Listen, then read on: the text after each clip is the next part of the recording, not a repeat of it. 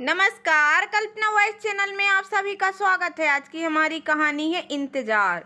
बेटा अविनाश, कहाँ है तू? अब आ भी जा बेटा। देख, तेरी माँ कब से दरवाजे पर खड़ी राह ताक रही है। दरवाजे के बाहर इधर उधर झांकते हुए बिमला जी बेटे के वियोग से बोले जा रही थीं। तभी उनके पति राजेश जी आते हैं और उन्हें पकड़कर कमरे में ले जाते हैं और चादर डालकर सुला देते हैं। और वो वहीं टेबल पर रखे अपने बेटे अविनाश का फोटो देखकर कुर्सी पर बैठकर रोने लगते हैं। ये क्या से क्या हो गया बेटा? देख तेरी माँ की हालत, अब मुझसे देखी नहीं जाती उसकी ऐसी हालत। क्यों चला गया तू हम सबको छोड़कर? लौट आ मेरा बच्चा, लौट आ, कहते कहते बिलख पड़ते हैं अविनाश जी। दरअसल बिमला जी को हर रात नींद के आगोश में जाने के बाद ऐसा लगता था जैसे कोई दरवाजा खटखटा रहा हो। हर रात वो सोते सोते अचानक जाग जाती थीं और दरवाजे के पास जाकर कान लगाकर सुनती थीं। क्या वाकई कोई है जो दरवाजा खटखटा रहा है? क्या उनका बेटा सच में लौट आया है? पर हर बार मायूस मन से आकर बिस्तर पर लेट जाती थीं।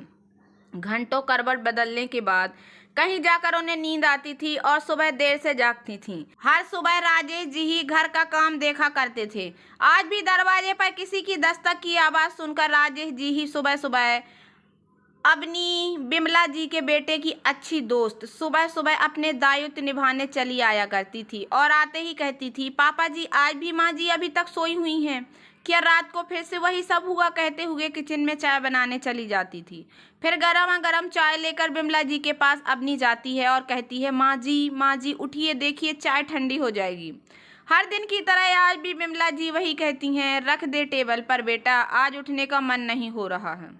अवनी समझ जाती है कि बिमला जी फिर रातों को जागी हैं और उसी इंतजार में पूरी रात करवट बदल रही होंगी। आज अपनी मन बनाकर रखी थी कि वो बिमला जी को सच से अवगत करा कर रहेगी, इसलिए थोड़ा सख्त रुख अपनाते हुए बोलती है, माँ जी क्यों नहीं भूल जाती हैं आप अपने बेटे अविनाश को? क्यों आज भी आपको लगता है कि आपका बेटा लौट कर आएगा? नहीं आएगा आपका बेटा माँ जी, वो नहीं आएंगे। सरकार की तरफ से भी प्रमाण दिया गया है माँ जी कि वो शहीद हो चुके हैं देश की सुरक्षा में। और कितना प्रमाण चाहिए आपको माँ जी? टीवी न्यूज पेपर सब जगह तो बताया गया था कि लद्दाख के क्षेत्र में तैनात थे और बर्फ की वजह से उनकी बॉडी ढूंढ पाना मुमकिन नहीं था। पर सबूत तो मिला ना उस युद्ध स्थान से। फिर आप मानने को तैयार क्यों नहीं है माँ जी? क्यों अपने साथ बाबूजी को भी तकलीफ दे रही हैं आप? कहते कहते अवनी भी थोड़ी भावुक हो जाती है और बिस्तर पर पड़े पड़े बिमला जी अवनी की सारी बातें सुनकर अपने तकिए के संग सिसकियां ले रही थीं। सिसकियों की आवाज़ सुनकर अवनी बिमला जी के सिरहाने आती है और उनके आंखों से आंसू को पोंछने लगती है। पर बिमला जी अवनी का हाथ पकड़ लेती हैं और कहती हैं, बहने दे अवनी, बहने दे, आज जी भर रो लेने दे मुझे। मैं तब तक विश्वास नहीं करूंगी जब तक मेरे बेटे की अस्थि कलश नहीं मिल जाती। ऐसे कैसे मान लूं कि मेरा बेटा हमें छोड़कर चला गया? उसने वादा किया था हम दोनों से इस होली वो हमारे साथ रहेगा। कैसे छोड़ दूं उम्मीद अवनी, कैसे? अविनाश हमारा इकलौता बेटा है अवनी, हम दोनों की जान। मैं नहीं मानना चाहती कि वो हमें छोड़कर चला गया। वो आएगा, देखना तू, एक दिन मेरा बेटा अविनाश लौट के आएगा। हर रात नींद में उसकी आहट सुनाई देती है मुझको।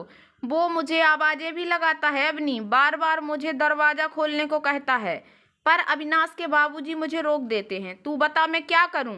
कहते कहते बिमला जी फबक फबक कर रो पड़ती हैं। अवनी उन्हें शांत करती है और हाथ में चाय देकर काम करने चली जाती है। बिमला जी और राजेश जी की इकलौती संतान अविनाश सेना में करीब 2 साल पहले ही भर्ती हुआ था। चीन की तरफ से सीज फायर के दौरान कुछ सिविलियंस को बचाने में उनकी शहादत हो गई थी। अवनी अविनाश की अच्छी दोस्त थी जो बिमला जी के बगल में रहती थी और अविनाश ने जाते जाते अवनी से कहा था, मेरे माता पिता का ख्याल रखना। अविनाश ड्यूटी से लौटकर अवनी से शादी भी करने वाला था, पर शायद सब कुछ अधूरा छोड़कर वो देश का फर्ज निभाने निकल पड़ा था, जहाँ से वो कभी लौट कर ही नहीं आ पाया। तो दोस्तों, कैसी लगी आप लोगों को मेरी ये छोटी सी कहानी? अगर कहानी पसंद आई हो तो प्लीज़ मेरे वीडियो को लाइक कर देना। चैनल पर नए आए हों तो प्लीज़ सब्सक्राइब कर लेना और ज़्यादा से ज़्यादा शेयर करना। धन्यवाद दोस्तों।